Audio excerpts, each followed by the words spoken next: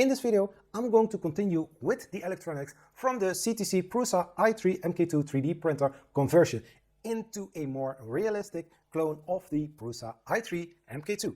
Coming up on Zachary's 3D Prints.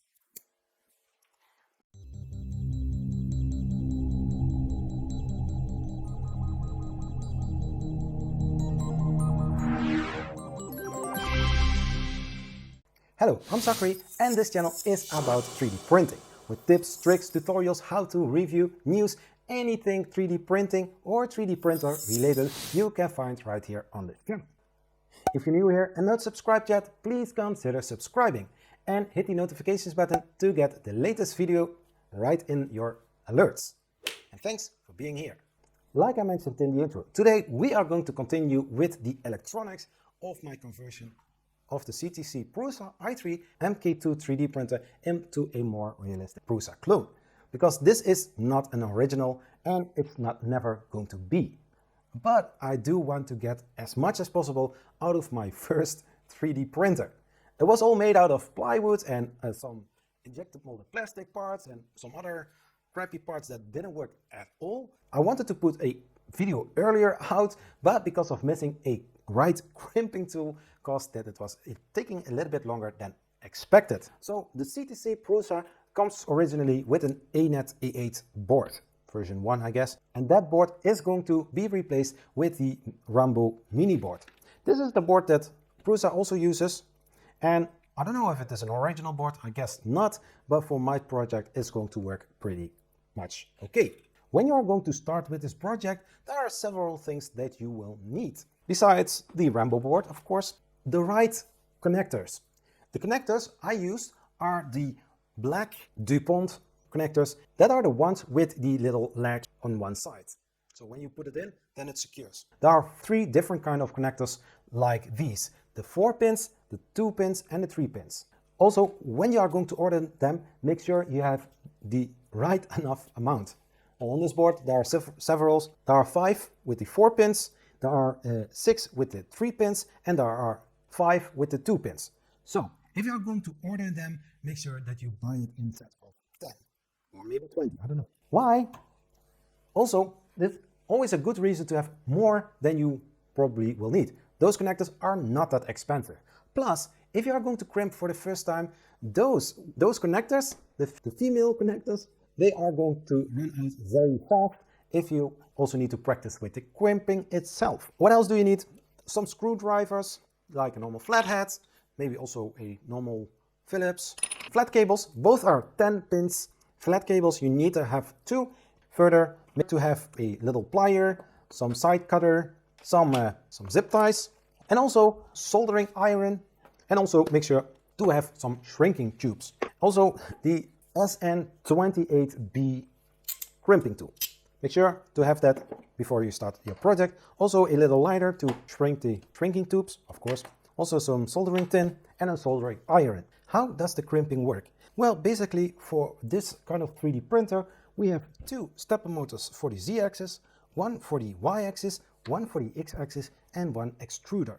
So in total, for the 4 pins connector, we need 5 times the crimping done. So we are going to crimp 5 cables with 4 pins connector. How does it work?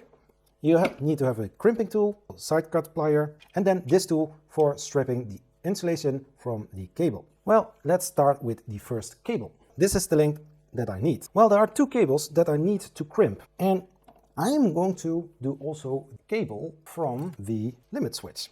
Here it goes. Just cut this one. This is the point of no return. Put this on the side, then a little bit out, and then we put the cable right through there. And there you have it. So now I'm going to take the isolation from the cable. Something like this. Not too far, just like this. This is not a tutorial how to crimp your cables. This is just, I'm showing you how I would do it. If it is not correct, then please let me know in the comments. So let's start with the first one. We need 4 pins, 4 female pins. So this is the most tricky part of the whole crimping. getting it into the right place of the crimping tool. Well, we have this little lip. I hope you can see it right on the camera. You take your thumb, put your finger on top of the little lip or little ledge. Then you take the crimping tool and you put it right in there in the second hole. I don't know. And then you just close it. Listen. 1, 2, 3, 4. I still have a lip here. Then I'm turning the crimping tool around. Take the first one. This is the part that is the most satisfying. You take the cable. I use my middle finger, put it on the side, just like this, put the cable in, and just feel where the pin is. So,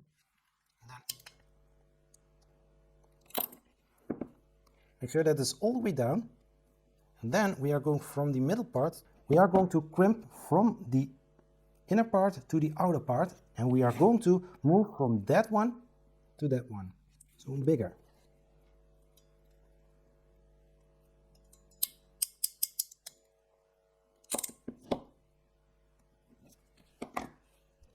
There you have it. As you can see, it's a little bit bent, no problem.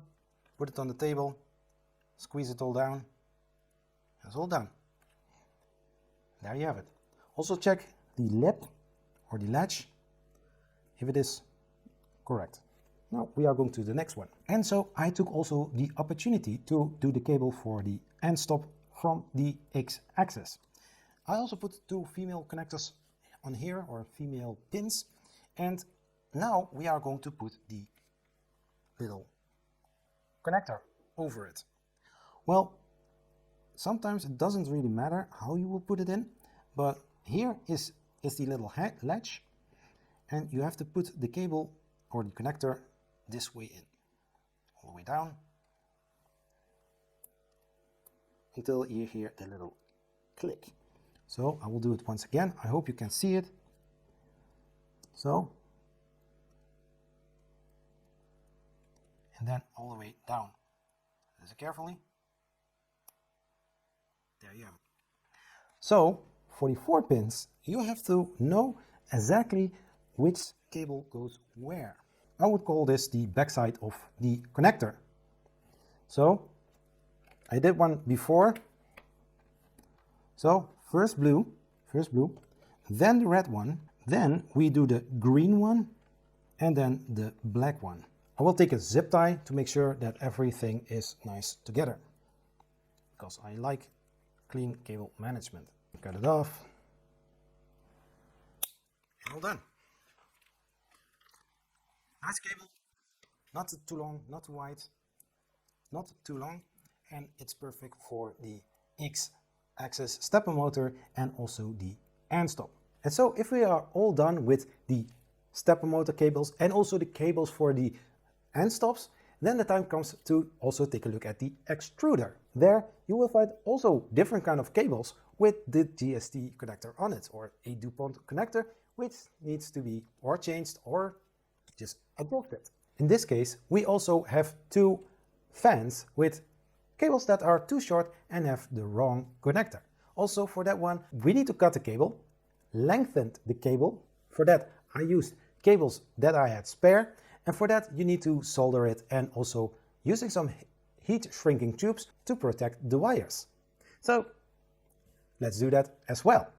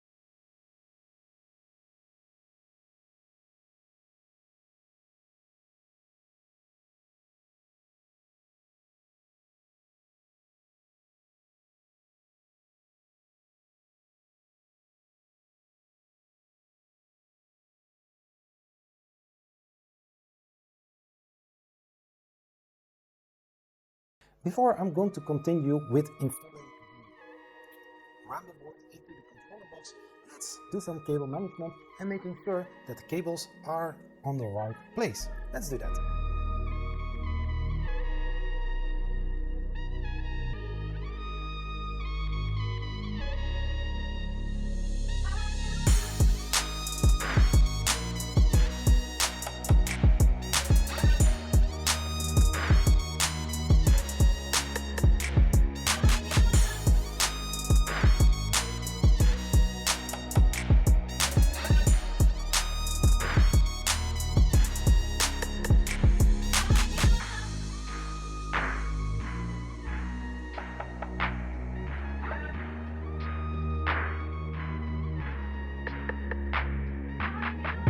So some of the cable management is done. I took the small zip ties to zip tie everything underneath the Z-axis frame. There are some holes that you can use to guide all the cables from the right side to the left side. And because of the printer was on its side, I also took the opportunity to install the LCD screen. The LCD screen has a dial knob.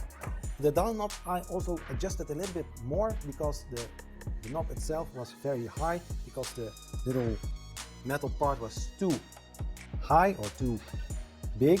So I adjusted a little bit with the angle grinder, and yeah, a little bit MacGyver, no problem. And then after installing, I also installed the gray flat cables. Normally, when you are following the manual on the side of Prusa, there you will see that the brackets from the LCD screen has some little gaps where you can put your zip ties through. Now in my case they didn't have it, so I just used a longer one using two zip ties into each other and then zip tie it to the frame. Looks nice. Then I also took two flat cables, attached it to the screw rods on the down part, so not the smooth rods but on the threaded rods, and then also guided through there on the back side. Everything looks nice, looks clean, and that is the main thing that I want to achieve also with this rebuild of the Prusa conversion. Also, I took the opportunity to install and X-axis. I took a little bit more plastic away from the controller box. That's no problem. It's plastic, and with a little cutter you can make a little bit bigger hole. In my case, I don't have thread into the Z-axis frame.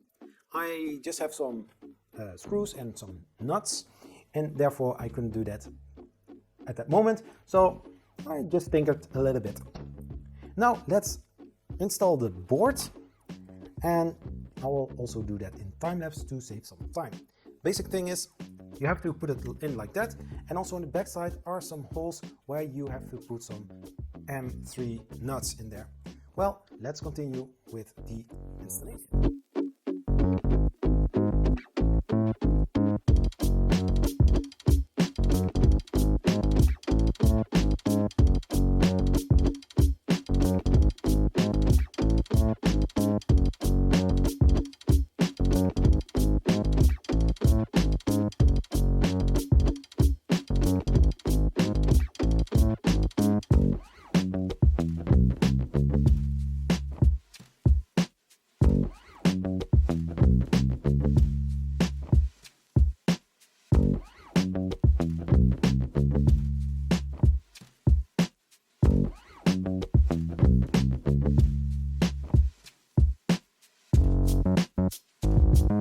So, and that was it. Everything is connected. I took the opportunity to close the controller box because there are a lot of wires in there. As you could see in the time lapse, there are a lot of wires and connectors. I also had to do some cutting because some of the wires are a little bit too short, but hey, that's okay. The bed can go to the front and to the back. The motor is very heavy, but let's see how it works during printing. So the extruder is connected to the controller box. The heat bed is connected to the controller box. Also the power supply unit is connected to the controller box. Everything is connected except the power supply unit. On the inside I need to do some soldering and also some checks before I switch the power supply unit on, and don't want to fry my board. I want to make sure that everything is well enough connected. On the part for the controller box, I'm sure and confident that everything is connected, and I don't think that there are going to be issues. Everything is well enough crimped, and also either the clicks when inserting pins into the connectors. So to wrap up this video, it was a very long project and still not finished. But I think within the 3D printing community, when you start with a rebuild of a 3D printer or some upgrades, even my Ender 3 Pro, it's a good working 3D printer, but there are some upgrades that I still want to do. Some things are going to come very soon.